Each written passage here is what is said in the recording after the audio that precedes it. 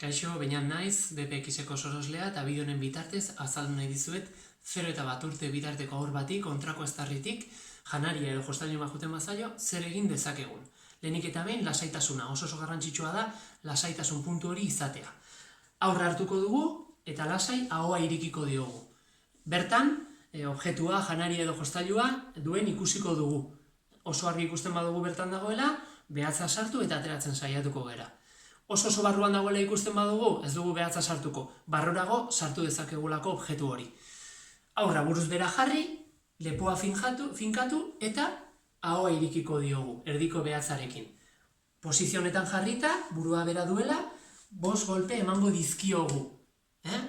Beti ere, indar hori neurtuta, aur oso txikia dirata eta mina egin diezaiokeguta.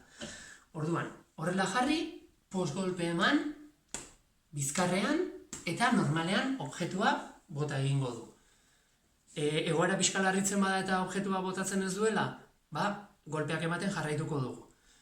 Ez duela botatzen, bat bira deitu, eta beraien gomendioei jarraitu.